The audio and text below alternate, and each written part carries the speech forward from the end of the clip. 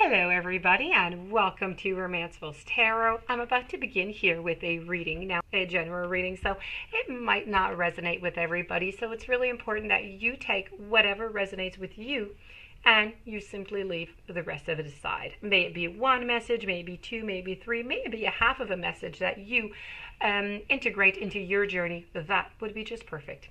So that being said, if you would like to have your own personal reading, you can always contact me at romancefultarot@gmail.com. All my information is right below into the YouTube description box.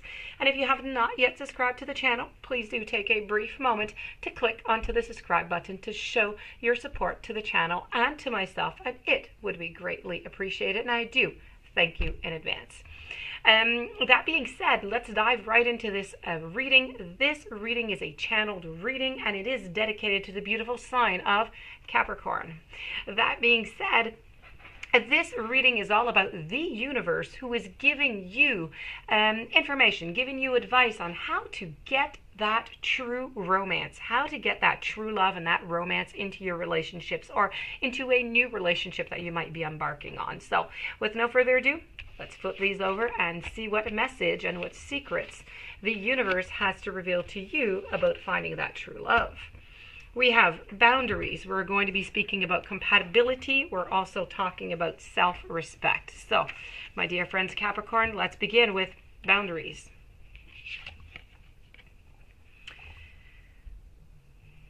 A clear and healthy sense of self is really a great foundation for love to begin with. Now, most people understand the concept of healthy boundaries, but they aren't always sure how to put them into practice. Boundaries themselves could be described as really just having a clear and a healthy sense of self, of who you are, and what makes you tick and what makes you affect both positively and negatively. A common example of unhealthy boundaries is, let's say, the inability to say no when feeling pressured by a perspective or a new or an existing partner into doing or behaving in a way that just isn't in harmony with your truth, with who you are.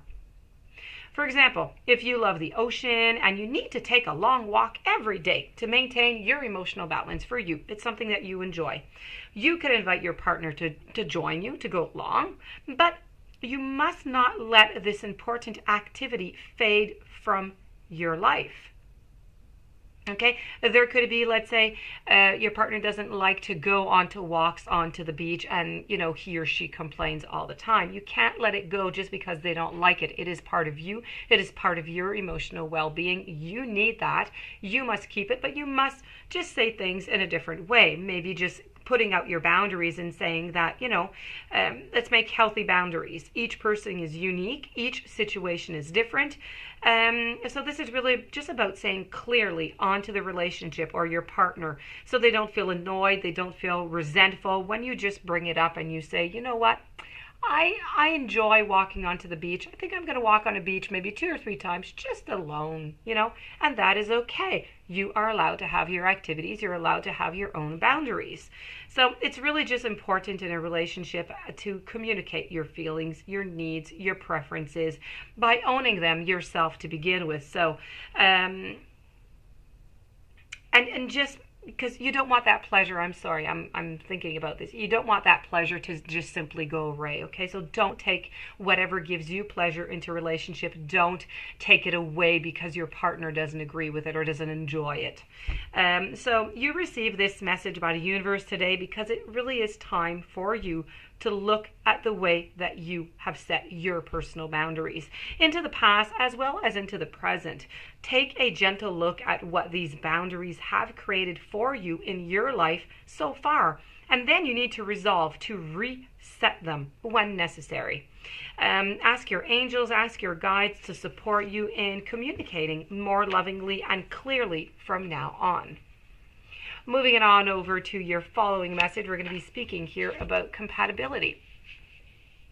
Now, you received this message today because your angels and your guides, they would like you to understand the vital truth that a great relationship is all about compatibility.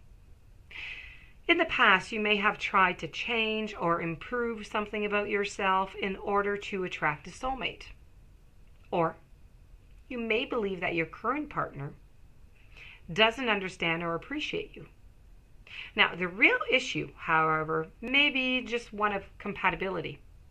This synergy of compatibility, it creates a strong foundation for a healthier relationship, but it does demand that you be honest with yourself about your true priorities, which may change as the years go by, so you need to take some time to dig a little bit deeper into your own feelings, your ideals, your aspirations, and then be sure to seek out a partner who can understand them and who can support them. In an existing relationship, you're going to have to clarify yourself with your partner and then take action to live from your truth. Your self-esteem is going to blossom from it, and your partner's response is going to reveal whether you're still compatible or you're not. When we look at relationships through the lens of compatibility, it could be really easy to see that no one is better than anyone else. Approaching a potential partner in this way is much more constructive, and it really turns dating into something that should be an opportunity to find out if you're compatible. Aspirations for the future are important for new and existing relationships. Anything that's a pie in the sky fantasy can be fun, but it's not going to be good throughout your whole life. So being honest with your would-be or with your current partner about your aspirations is absolutely crucial right now.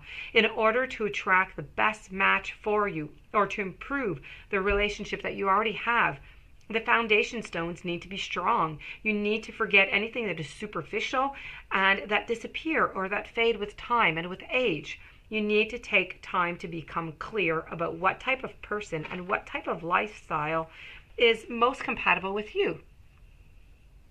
And finally, we're going to move on over to self-respect. Whether you're in a relationship or you're not in a relationship, self-respect is the key to how other people perceive and how other people treat you. Sometimes self-respect may seem to take you down a lonely road, but even that part of the journey is worthwhile. And if you aren't willing to speak up for what you believe in, walk away from the situations that are damaging to you and act from your own integrity. How can anybody else truly know or care if you don't? At times, it's tempting to compromise your self-respect for security or for survival, and as a short-term measure, that can be necessary while you get your life in order. But as a long-term measure, it's really unhealthy for you, for your heart, and for your soul. You may have drawn that message today because the universe would like you to have a look at the ways that you have compromised your relationship into the past or present, and in order to secure or maintain a relationship. Real life and spiritual growth are not about taking the convenient path. In fact, love and spiritual growth often demand that we face challenging situations in order to confirm our commitment to what we say and what we want.